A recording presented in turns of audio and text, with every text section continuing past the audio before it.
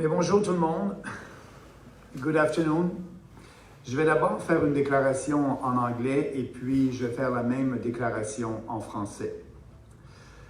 I want to spend a few minutes explaining why Canadians should consider supporting the People's Party of Canada in the coming election. The past year and a half has been one of the most disastrous periods in recent Canadian history. From the very beginning of the pandemic, the Trudeau government has been erratic, inconsistent, and irresponsible. We all remember when 1 week masks were useless, then the next they should be mandated everywhere. 1 week it was racist to suggest that we stop flights from China, and the next week we canceled flights from all countries. It quickly became apparent in the spring 2020 that older people with comorbidities were the ones most at risk from the virus, especially those living in nursing homes. As I kept saying at that time, we should have targeted all our efforts at protecting them. The federal government, which coordinates the pandemic for the whole country, should have led this effort. Instead, incompetent provincial governments, especially Quebec and Ontario, let them die by the thousands. With support from Ottawa, they decided to impose destructive lockdown measures that many scientific studies have shown to be totally ineffective at preventing the spread of the virus. Everything else that has happened since is the consequence of these early choices. These lockdowns will have killed a lot more people than they have presumably saved because of drug overdoses, suicide, anxiety and depression, domestic violence, postponed surgeries, and as well as job and business losses. These lockdowns have been destroyed large parts of our economy, especially small businesses. Trudeau used these lockdowns as a justification to launch a whole series of spending programs that we cannot afford, pushing our national debt to unprecedented levels. They sent checks to senior citizens this summer. They extended the wage subsidy program another month until right after the election day. It has nothing to do with supporting the economy and everything to do with buying votes. It will take years to bring back sound public finances. The money printers have kicked into high gear and ordinary Canadians are paying the price now. The government can deny it all they want, but we have all seen inflation in basic necessities like food. Justin Trudeau does not care about fundamental rights and freedoms, democracy, and basic ethics. He has used taxpayers' money to help his friends' cronies, as we saw in the We Charity and SNC Lavalin scandals. During the past year and a half, he has ignored and bypassed Parliament. He has paid off the media. He wants to censor the internet. He wants to force all government employees and federal regulated workers to take the vaccine. He wants to prevent non-vaccinated Canadians from traveling by air or train.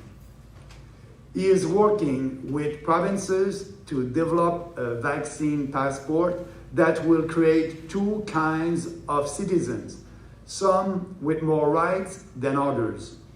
Under this government, we are witnessing the most sustained, unprecedented series of frontal attacks against our prosperity, our rights, and freedoms in our lifetime.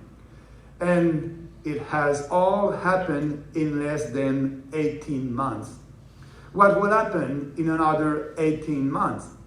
We went from 2 weeks to flatten the curve to a segregated society in the blink of an eye. Mr. Trudeau, who openly admires the Chinese dictatorship, is a threat to Canada, to our way of life. But what are the alternatives? They are as bad or even worse. Why is Mr. Trudeau calling an election today, when he has been able to do whatever he wanted with a minority government? The ridiculous ads put out by the Conservative Party get it right. Trudeau wants a majority. He may get it if the polls are right. What the Conservatives don't say is that it's their fault. The worst government in decades is only matched by the worst official opposition in decades. Despite facing a minority government undermined by scandals, irresponsible management of public finances, and clear authoritarianism, the official opposition under Aaron O'Toole has shown itself to be totally ineffective and cowardly. O'Toole was elected leader by pretending to be a true blue conservative, but his mask quickly fell. He's just another lying, pandering, fake conservative who agrees with Trudeau on almost everything. Like Trudeau, he supports lockdowns and vaccine passports.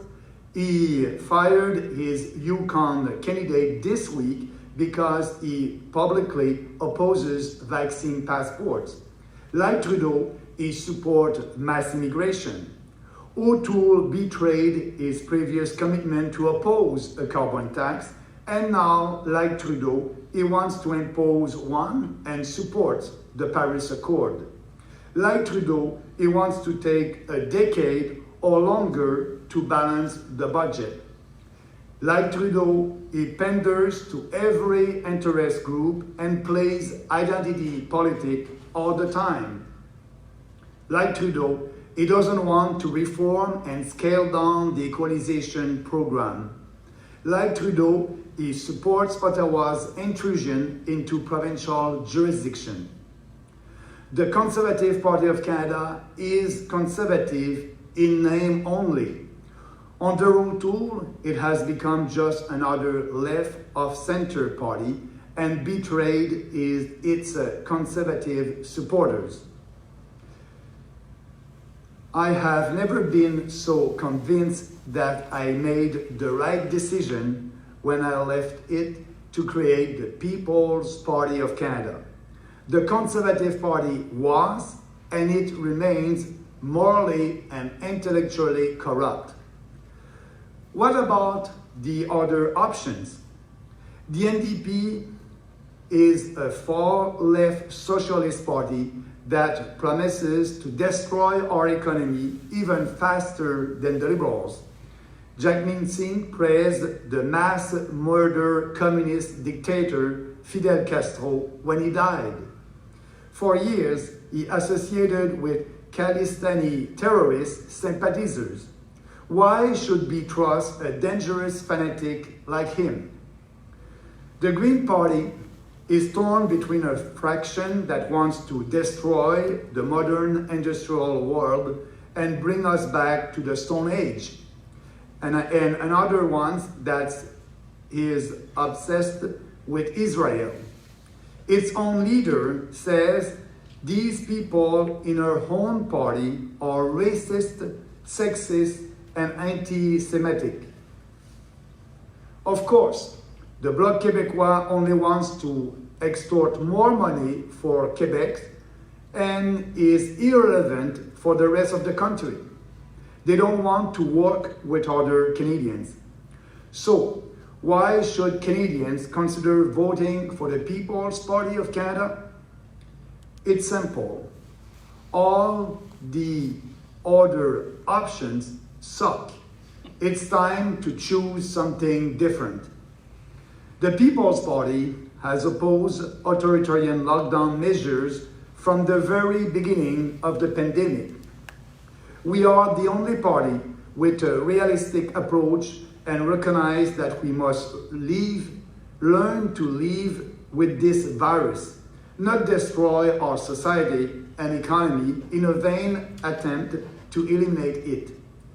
We are the only party that puts our rights and freedoms front and center.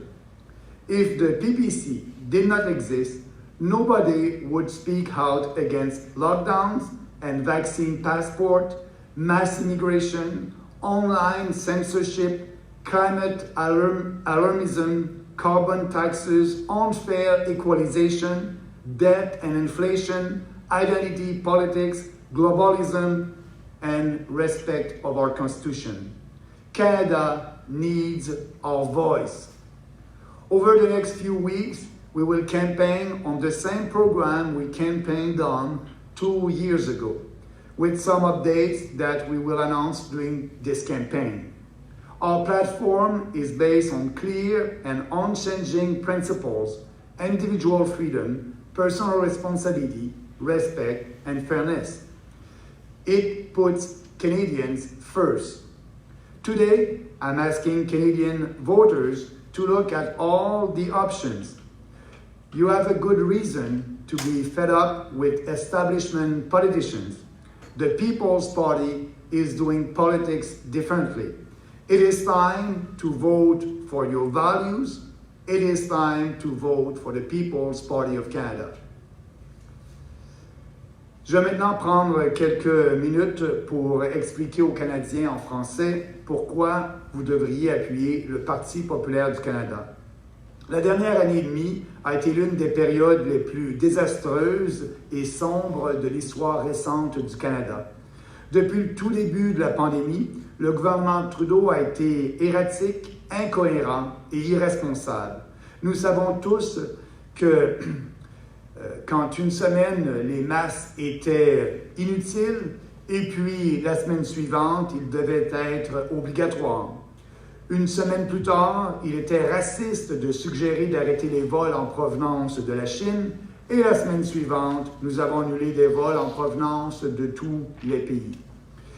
Il est rapidement devenu évident au printemps 2020 que les personnes âgées avec des comorbidités étaient les plus exposées au virus, en particulier celles vivant dans des CHSLD.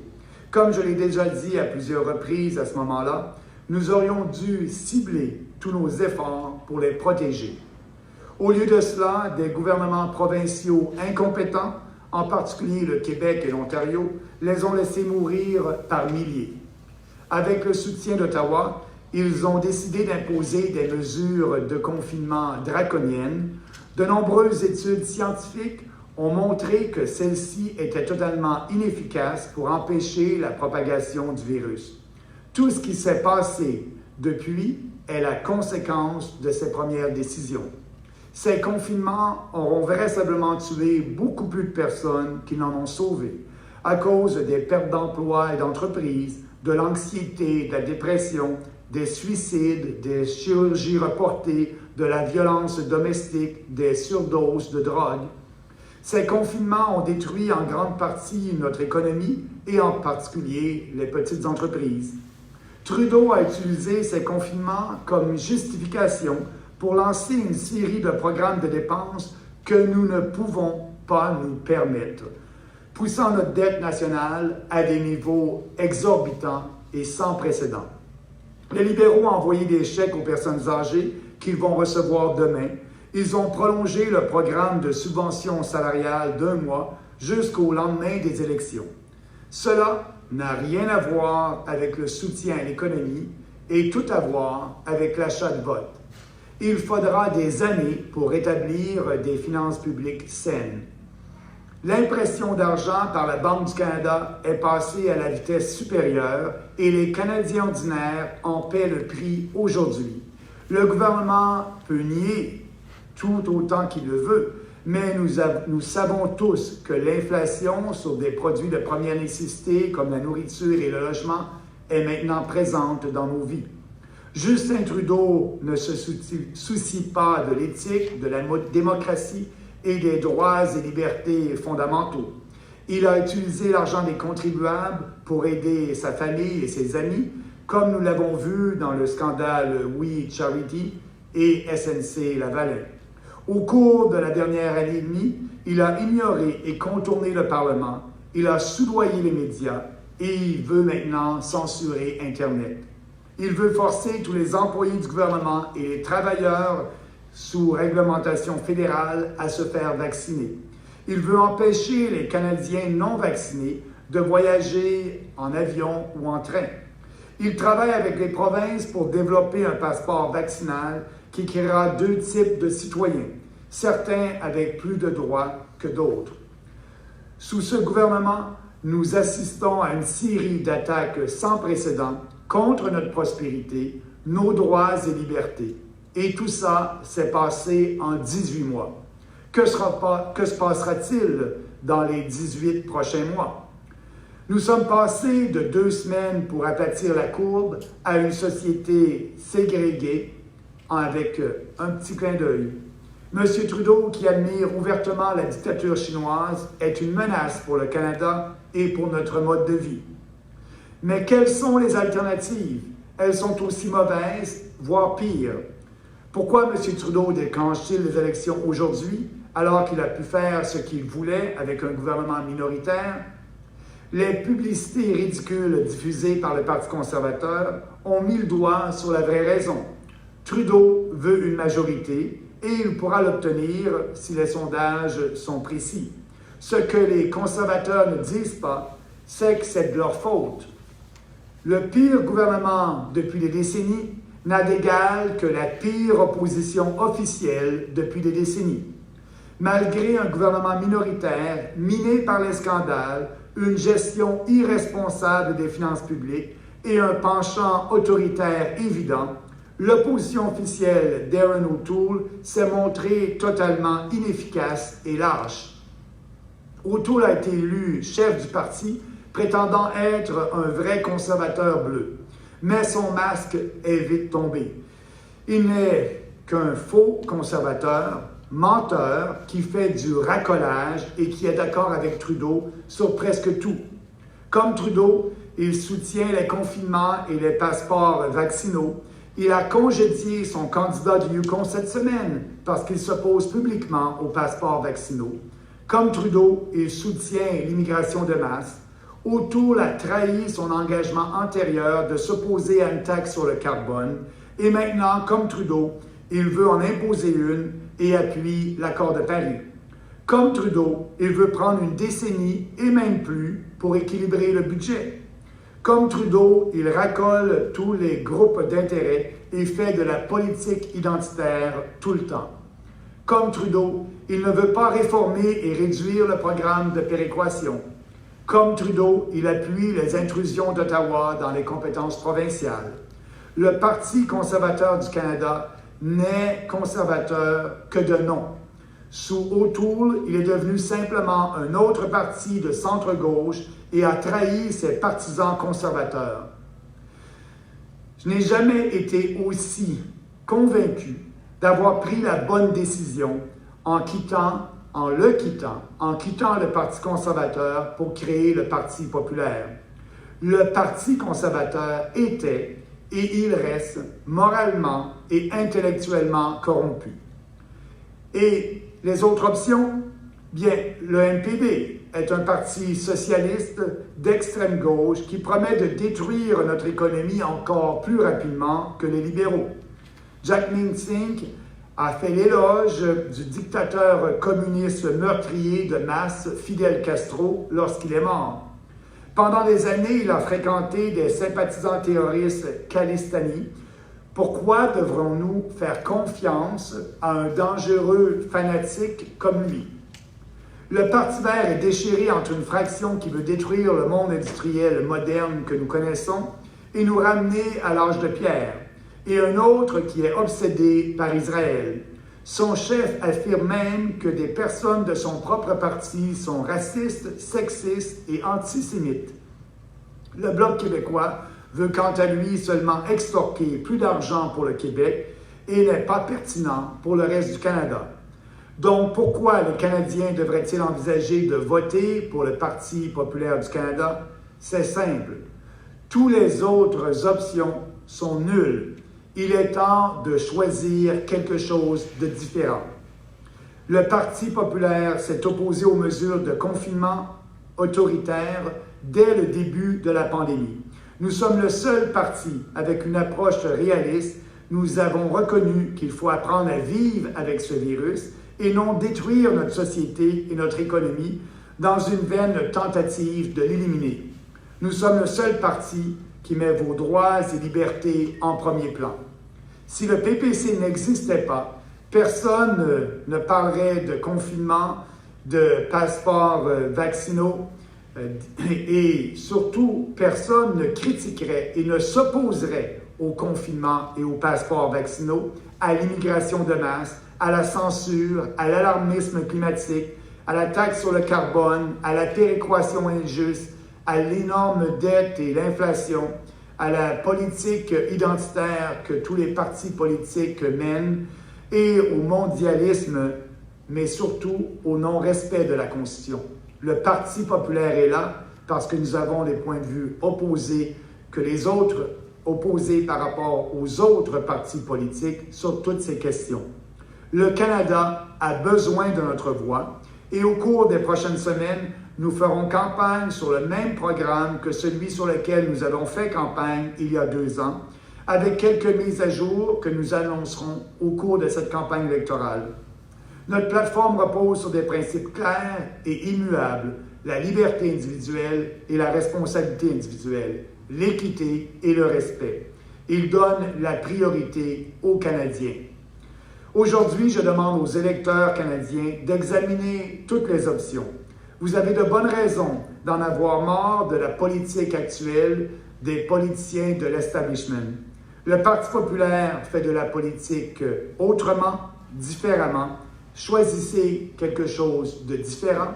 Votez pour ce que vous croyez, votez pour vos valeurs et j'espère que vous allez supporter le Parti populaire du Canada. Merci.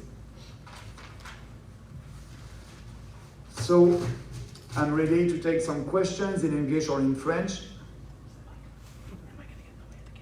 No, it's fine. Ladies and gentlemen, if you would like to ask a question, you may press star and the number 1 on your telephone keypad. Once again, you may press star 1 to ask a question. Please stand by while we compile the Q&A roster. Your first question is coming from the line of John Paul Tasker. Your line is open. Hi, Mr. Bernier. JP Tasker here from CBC News. I believe you said you won't get a COVID-19 vaccine, so I have some sense of what you'll say to this, but I want to get your reaction to the government's plan to make the shot mandatory for all federal public servants and travelers on planes and trains. Experts say we need more vaccine coverage to beat back the fourth wave of this thing. The Conservative leader, Aaron O'Toole, hasn't taken a particularly strong position on this. So tell me, why are you opposed to requiring some folks to get a shot? But first of all, it's immoral, unconstitutional, and illegal. We must not force people to take the vaccine. We believe in the freedom of choice. Everybody must be free to decide if they want the vaccine or not with informed consent. That's the position of the People's Party of Canada, and we will fight against these draconian measures. We believe that we must not be a society where there's 2 kinds of citizens, like I said in my speech, and we must respect the individual freedom and the personal responsibility of every Canadian. I don't want a society that is like a show me your papers society, and that would be like that. We'll have 2 classes of citizens, and some of them will have more rights and others won't. So we are the only, you're right to say that the Conservative Party is not opposed to that. We are the only federal national political party that is against that. A number of the other parties are demanding their candidates be vaccinated. The Conservative Party is requiring some of their campaign staff get a shot before they go out on the trail to protect themselves and the public. What sort of public health precautions will you or your party be taking in this campaign as we're grappling with the fourth wave of this pandemic? But first, like I said, we believe in freedom of choice, so our candidates are free to decide if they want the vaccine or not. And if you look at the recent study, if you have the vaccine, you can also spread the virus. And if you don't have the vaccine, you can spread the virus. So for me, there's no difference. Yes, if you have the vaccine, you will have mild symptoms and your risk to die are very, very low. But that must be a personal choice. And I understand that if you have the vaccine, you can have COVID-19 and there's a chance that you can also spread it. So that's why we want to promote freedom of choice in Canada. Andrew Lawton, True North. Justin Trudeau has clearly anticipated that Canadians are on side with a lot of these public health measures. He's gone into an election days after imposing a vaccine mandate for public servants, for those traveling by rail or on planes. If Justin Trudeau and the Liberals win, does that say that the values you've been advocating are actually not in sync with where Canadians are? No, what I'm saying, I hope that the question will be when Canadians will go and be ready to vote. I hope that the question they will ask themselves, what was the result of the management of the pandemic from the federal government? If is that the question, they will support us because we since the beginning of that pandemic, we were very clear. Every business is essential. Churches must be reopened. No to a vaccine passport. So I hope that if that's the most important question for them, I believe that you won't be able to have a majority. In 2019, you participated in the Leaders Debates Commission debate. This year, the criteria involve a number of measures that you don't qualify for. The one that you could be, as if you are polling at 4%. There's a way to get into the debate. Are you confident that under those rules you can be in the debate? And if not, what's your plan to reach voters? I'm confident that I will be in the debate because I'm looking all across the country and the People's Party on average is around 4%. In some polling we are at 3, other at 5. So on average, I believe that we'll be able to achieve that target for us. And I believe maybe actually we may be at 4%. So for me, I'm pretty sure that I will be at this debate. And that will be important for Canadians because like I said in my speech, I will be the only leader that will ask the real questions and the only leader that has a very different opinion on a lot of important policies for the future of our country. The equalization formula, it must be less generous. We must change the formula, saying no to the Paris Accord and also saying no to these draconian lockdowns and vaccine passport and mandatory vaccinated people to be able to travel in this country. We are saying no to all that. So that would be a clear choice, and that's why it's important for us to be on the stage. Thank you. Bonjour, Monsieur Bernier. Bonjour. Oui, ça fonctionne. Oui, c'est bon. Aujourd'hui, le premier ministre Trudeau a dit que les électeurs doivent se prononcer sur la gestion de la pandémie et que c'est pour ça qu'il appelle finalement les électeurs aux urnes le 20 septembre. Vous, qu'est-ce que vous faites de cette raison-là qu'il a donnée? Comment vous qualifiez cette raison-là que le premier ministre a donnée aujourd'hui? Bien, pour moi, c'est une excuse. C'est une excuse pour aller aux urnes. Comme je l'ai dit dans mon discours, il regarde les sondages et c'est la seule chance qu'il a pour avoir peut-être une majorité. Mais d'un autre côté, le fait de demander aux Canadiens de juger M. Trudeau sur la gestion de la pandémie, je demande la même chose. Je demande la même chose parce que ça a été un désastre. Ça a été un désastre économiquement, ça a été un désastre. Il y a plein de gens qui sont morts, qui ont souffert des confinements. comme je l'ai dit dans mon discours. Et oui, et là, on veut en rajouter encore. On parle d'une 4e vague. Il ne faut pas se leurrer, là. Il va y avoir une 4e vague, il va y avoir une 5e vague, il va y avoir une 6e vague. Ce virus est là. Il faut apprendre à vivre avec ce virus, comme on l'a déjà fait dans le temps. C'est la première fois dans l'histoire de l'humanité, j'exagère pas, dans l'histoire de l'humanité qu'on fait des confinements pour lutter contre un virus. Et ça a été prouvé, c'est pas efficace. Donc, on s'en va vers le pire et les gens vont avoir 6 semaines pour pouvoir décider de la gestion de M. Trudeau sur la pandémie. Et si on regarde attentivement avec raison, on s'aperçoit que ça a été une gestion déficiente et une gestion qui n'a pas été à la hauteur. On aurait dû protéger les personnes âgées dès le début, c'est ce qu'on n'a pas fait. Mais là, on empire la situation, on rajoute dans les provinces un passeport vaccinal et M. Trudeau travaille pour empêcher les Canadiens de voyager à travers le pays si on n'a pas eu les 2 doses. On s'en va vers une société divisée et vers une société de plus en plus totalitarienne. J'écoutais votre discours et je trouvais que c'était très sombre votre constat, très sombre ce que vous disiez par rapport à vos adversaires. Vous n'avez pas été élu en 2019, notamment avec un discours qui s'apparente à celui que vous avez aujourd'hui. Qu'est-ce qui vous fait croire que cette fois-ci, le scénario va être différent, ça va changer? Qu'est-ce que vous essayez d'accomplir? Puis qu'est-ce qui vous fait dire que ça va être différent? Vous avez raison de dire que la plateforme de la dernière élection de 2019, à laquelle je demandais les Canadiens de nous appuyer, cette plateforme qui est basée sur 4 principes, la liberté individuelle, le respect, la responsabilité, l'équité. Aujourd'hui, c'est la même plateforme. On ne change pas. On ne fait pas de politique basée sur les sondages. On fait de la politique basée sur des principes et des convictions. Et oui, j'ai la même plateforme et on regarde, je pense que ça va changer puisque à la dernière élection, on a eu pour la première fois 1,6% du vote, 300 000 Canadiens ont voté pour nous. Si on se compare au Parti vert, ça a pris 20 ans et 6 élections pour le Parti vert pour avoir plus d'1,6%. Et maintenant, dans les sondages, on est à 4, 5, 6%. Donc oui, aujourd'hui, on va avoir plus d'appui, ce parti-là grandit et il va avoir une voix de la liberté qui va être à Ottawa. Et c'est important de parler de vraies choses. Et moi, je fais appel à l'intelligence des gens et non pas à leurs émotions comme les politiciens traditionnels. Avez-vous des candidats dans chacune des circonscriptions? C'est notre but. Aujourd'hui, je peux vous annoncer officiellement que nous avons 220 candidats de choisis. Et dans les prochains jours, je ne parle pas de semaines, nous serons presque à 338. Notre but, c'est d'avoir 338. Notre but, c'est de permettre à chaque Canadien de pouvoir voter en fonction de ses valeurs. Et pour ce faire, il faut avoir des candidats dans tous les comtés. Merci.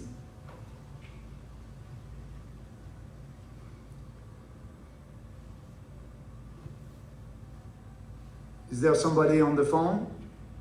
Est-ce qu'il y a d'autres... Once again, if you would like...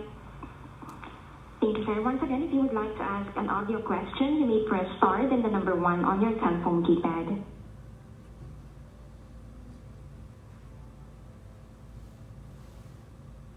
We have a question coming from the line of Stephanie Taylor. Your line is open. Hi, Mr. Bernier. Thanks so much for taking my question. Stephanie Taylor with the Canadian Press. In the 2019 election, you lost your seat by more than 6,000 votes. The party got less than 2% of the vote. So this time around, how do you expect people to actually take your party seriously as an option to consider? First of all, we are a real national political party. We created that party, you're right, 3 years ago, and we did better than the Green Party of Canada. It took 20 years and 6 elections for the Green Party of Canada to have more than 1.6% of the vote. We did that our first year.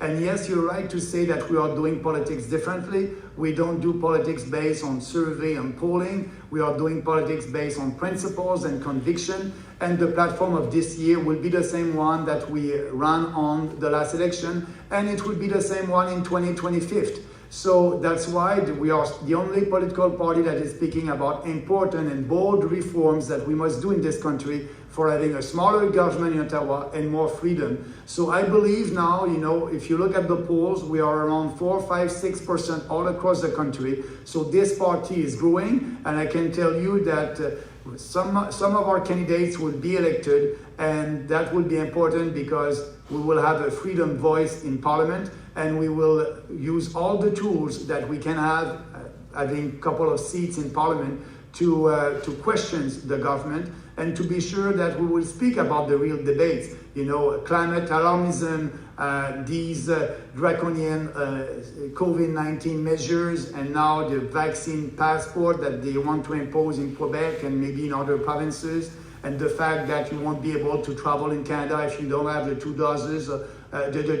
shots of the vaccine. So that must change. We are not in a communist country and asking every Canadian to show their papers if they want to travel. We are against that. We believe in freedom. We believe in Canadians. And I believe that, you know, this party is growing, and this election would be another important one for us.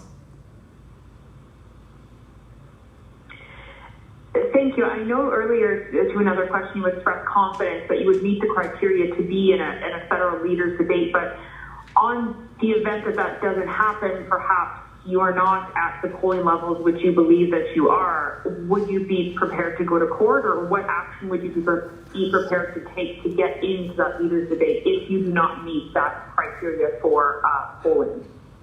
Thanks for asking. I'm a realistic and optimistic politician, and I believe that we'll have that 4%.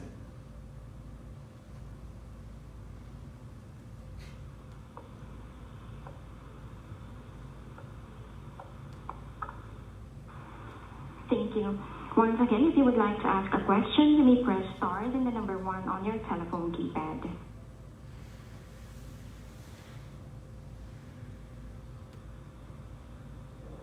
I am not seeing any other audio questions as of this moment. You may continue, please.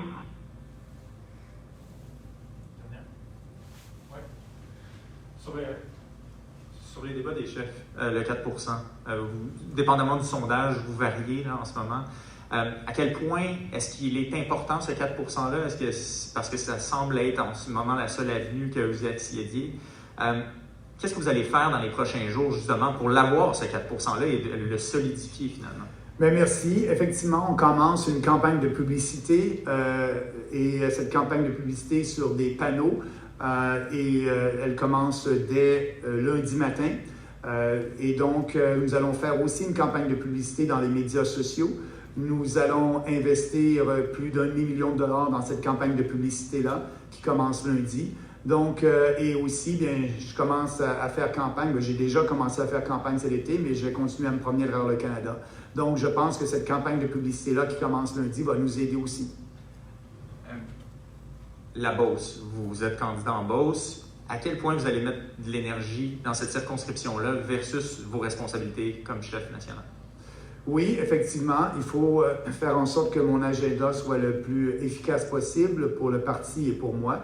Et je vais être en Beauce cette semaine. On va lancer la campagne en Beauce dès cette semaine. Et je vais aussi voyager. Donc, j'essaie d'être assez présent en Beauce, mais je pense que les Beaucerons vont bien comprendre que je suis le chef d'un parti national. Nous allons avoir des candidats dans tous les comtés. C'est notre but, ou sinon dans presque tous les comtés. Et donc, je me dois aussi d'aider les candidats parce que je veux qu'il y ait quelques-uns de nos candidats qui soient élus. On est très réaliste, mais on pense que c'est faisable. Je regarde juste en Alberta, au moment où on se parle, certains sondages nous donnaient à 9-10%, et c'est seulement que le début de la campagne. Donc, je vais passer du temps en Beauce parce qu'aussi, je ne prends rien pour acquis. Comme vous savez, j'ai perdu avec 28% du vote. Je vais faire campagne de façon régulière en Beauce. À chaque semaine, je vais être là, mais à chaque semaine aussi, je vais voyager dans une province du pays. Je veux terminer là-dessus, mais en Alberta, vous avez mentionné l'Alberta. En ce moment, il y a un nouveau parti, le Maverick Party. Comment est-ce que vous entendez vous battre contre le Maverick Party qui vient jouer aussi dans vos plates-bandes et ainsi que celle du Parti conservateur? Oui, merci pour la question. Le Maverick Party est un parti un peu comme le Bloc québécois, un parti indépendantiste. Et mon but, c'est de dire à ces gens-là qui sont indépendantistes en Alberta que c'est de gaspiller leur vote que voter pour le Maverick Party. S'ils sont vraiment indépendantistes, ils devraient voter au niveau provincial. Il y a un parti qui existe, qui s'appelle le Wild Rose Independence Party. Et si je regarde le Québec, c'est le Parti québécois qui a fait en sorte que l'indépendance est devenue populaire. Le Bloc québécois n'a jamais rien fait pour promouvoir l'indépendance. Et donc, c'est pas au Bloc québécois c'est pas à cause du Bloc québécois qu'il y a eu 2 référendums au Québec sur l'indépendance du Québec. C'est à cause du Parti québécois. Et c'est ce que je dis aux Albertains. Mais je dis aux Albertains, regardez ce que prévoit le Maverick Party. Dans la plateforme électorale du Maverick Party, ils appellent leur plateforme les deux voies. La première voie, c'est d'avoir un Sénat triple E, élu, égalitaire et efficace. Et si ça ne fonctionne pas, bien, ils se retournent vers l'indépendance. Moi, je leur dis aux Albertains, le Sénat triple E ne fonctionnera pas. Premièrement, le Québec et d'autres provinces ne voudront pas céder ce qu'ils ont dans la Constitution, dans la représentation au Sénat. Mais surtout, si vous avez un Sénat élu et égalitaire, ça veut dire que les 4 provinces maritimes vont avoir 40 des sièges. Ajoutez Québec et le Manitoba, 60 des sièges vont être détenus par des provinces qui reçoivent de la péréquation. Donc, je ne crois pas que c'est l'avantage de l'Alberta et de l'Ouest canadien d'avoir une institution à Ottawa qui est encore plus forte et qui est représentée par une majorité de provinces qui reçoivent de la péréquation. On sait que les Albertains sont tannés de payer cette péréquation-là à des niveaux très élevés. Et de toute façon, ça ne peut pas arriver, il faut réouvrir la Constitution. Donc, le Maverick Party se bat pour l'indépendance. Vous devriez faire ça au niveau provincial. Et nous, on est le seul parti qui répond à vos demandes. On est le seul parti qui va s'assurer qu'on puisse construire des pipelines au Canada en utilisant la Constitution, la section 92.10, l'article, 92.10. On est le seul parti qui ne signera pas l'accord de Paris et n'imposera pas de taxes sur le carbone. On est le seul parti qui va modifier la formule de péréquation pour être moins généreuse et faire en sorte que les provinces comme le Québec et les provinces maritimes puissent avoir des vrais incitatifs pour développer leurs ressources naturelles, parce qu'aujourd'hui, avec l'argent qu'ils reçoivent, il n'y a aucun incitatif à développer le gaz de schiste ou le gaz naturel dans certaines provinces canadiennes. Donc, nous allons faire les réformes importantes et on va en parler. On n'en parle pas juste dans l'Ouest canadien, on en parle partout au Canada. Ce discours-là est le même partout, que ce soit en anglais et en français. Donc, je dis aux Albertains et aux gens de l'Ouest qui ont des idées séparatistes, organisez-vous au niveau provincial et si vous êtes un fédéraliste en Alberta, le meilleur parti pour vous, c'est le Parti populaire. Et si vous êtes un séparatiste en Alberta, le meilleur parti, c'est le Parti populaire parce que la séparation pour vous n'arrivera pas bientôt et vous allez devoir voter au niveau fédéral avec un parti qui partage vos valeurs, des valeurs canadiennes et que l'ensemble des Canadiens les partagent. C'est un peu dommage que sur cette question-là de prospérité et d'unité, qu'aucun des partis Parti conservateur, Parti NPD, Parti libéral, ne parle de la péréquation, qui est la raison majeure pourquoi les Albertains, lorsqu'on regarde les sondages, 30% des Albertains sont prêts à se séparer, et on n'en parle pas ici dans l'Est du pays, on n'en parle pas au pays ailleurs. On pense que l'aliénation provenant de l'Ouest canadien n'existe pas. Nous, on sait qu'elle existe et on veut avoir un pays prospère et uni. Et c'est pour ça qu'on a une plateforme qui répond à ça et qui est avantageuse pour l'ensemble des provinces au Canada. Donc, je pense que le parti Maverick est un compétiteur pour nous sur la scène fédérale, mais lorsqu'on explique notre position et la position du Maverick, je pense que c'est dans l'intérêt des Albertains et des gens de l'Ouest de voter pour le Parti populaire avec les raisons que je viens de vous donner. In English as well? Yes, I said the question was about the Maverick Party. If the Maverick Party is a huge competitor to us? My answer is they are a competitor, but I want to be very clear. If you look at the platform of the Maverick Party of Canada, they have a two-track solution. The first one is a Triple E Senate, and the second one is the independence. So I'm saying to people that are separatists in Alberta, don't waste your time with the Maverick Party. The Maverick Party wants to be like the Bloc Québécois. The Bloc Québécois did nothing to promote the independence in Quebec. It was the PQ. They were the official opposition in 1970, in government in 1976, and after that the first referendum. So the Bloc Québécois did nothing to promote the independence. But the Maverick Party, on their platform, they want a Triple E Senate. A Triple E Senate won't solve everything. First of all, it won't happen because you need to reopen the Constitution. Second, if you have a Triple E Senate, that means that the Atlantic provinces will have 40% of the seats, and you had Quebec and Manitoba. 60% of the seats will be that will go to have-not provinces. So you will build a big new Senate organization, a new institution in Ottawa with more power, and your chance is that new Senate will always ask for more money, more equalization money, And also don't forget in Alberta, they elected an NDP government. So they can have also a socialist NDP elected at the Senate. So it's not the best, it is not a solution for you, a Tripoli Senate. It won't solve anything. And actually it would be worse because you'll give power to have-not provinces with 60% of the seat. So that being said, if you want a real discussion about the real issues that you have, we are the only national political party that is answering your needs. What it is? The equalization formula, less generous and a fair formula. I'm saying that in English and in French, and I'm promoting that. It's important. It's important for the unity of our country and the prosperity of our country.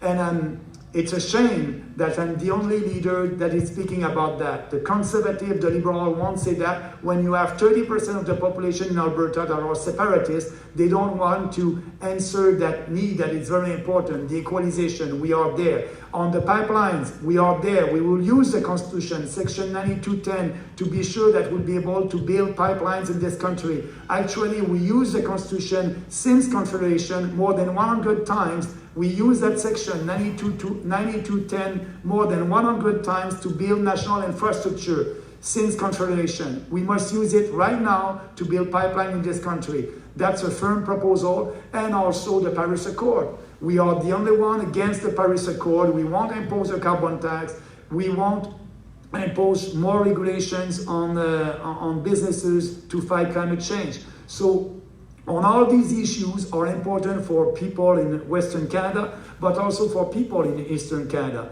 So I'm saying to people who think that it must be good to vote for Maverick, if you are a real independentist, you may vote for the Independentist Party at the provincial level, like Quebecers did, and you'll have a debate at that end. But, you know, if you're a federalist person, you believe in this country, we have the best platform for you. And if you're an independentist, you know, don't waste your time with the Maverick. Vote for us because you are still in this country and we have the best platform, and help us to promote our ideas.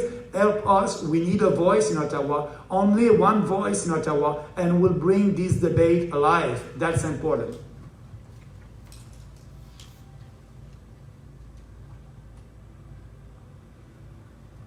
Another question on the phone? Once again, if you would like to ask a question, you may press *1 on your telephone keypad. We have a question coming from the line of John Paul Tasker. Your line is open. I was going to ask you about the Maverick Party, but you just covered it. But I will ask you another question. You called Erin O'Toole a liberal right conservative leader. I think you recently tweeted that voting for Mr. O'Toole will just lead to less dominance in Canadian politics. A lot of your social media activities directed at Mr. O'Toole. Even today, you directed some attacks to the Tory leader. Is it fair to say he's really your main opponent in this election campaign? It's really not the Prime Minister, but Erin O'Toole?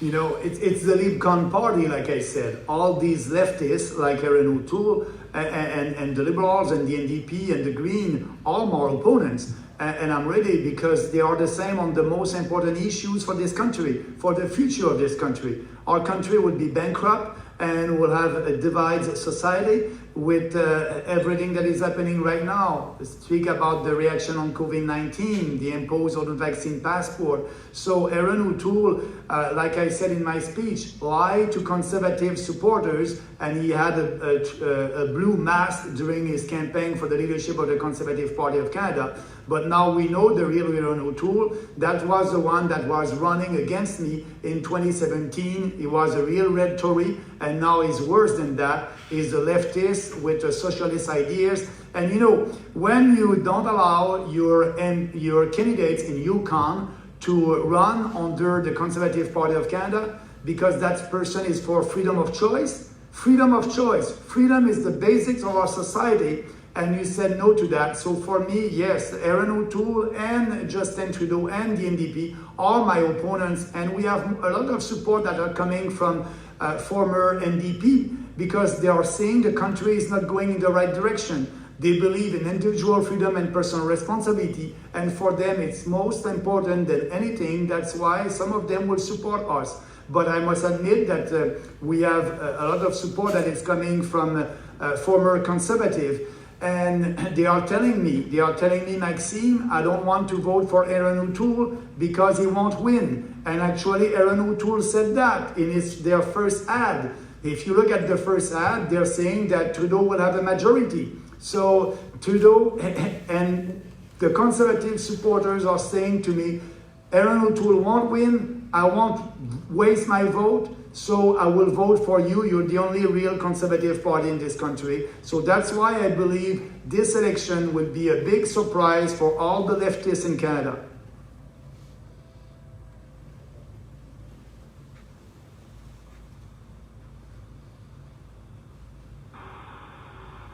I am not seeing any other questions as of this moment. You may continue.